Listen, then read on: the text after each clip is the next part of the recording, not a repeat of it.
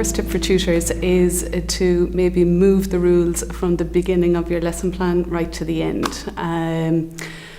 I think that rules, we have to remember that rules in mathematical rules, are really just shortcuts. And if the learner is learning the shortcut without understanding where the shortcut came from, that we're leaving out a whole area of understanding in maths. So I think that is kind of a big problem.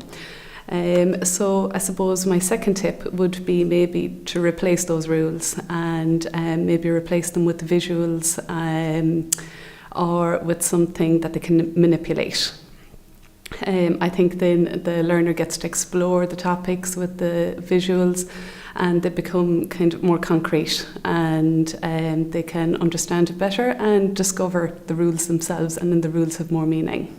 My next tip is to spend time on the basics. I think sometimes as tutors we sometimes think the basics are so easy that we can just fly through them.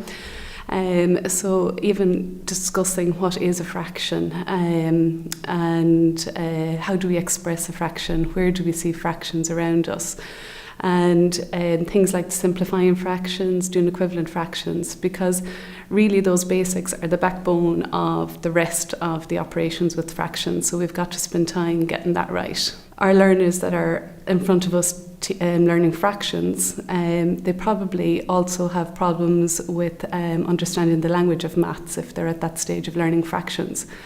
So I think we need to highlight the language as we're using it. So while they're, simplifying a fraction, say, well, what you're doing at the moment is simplifying.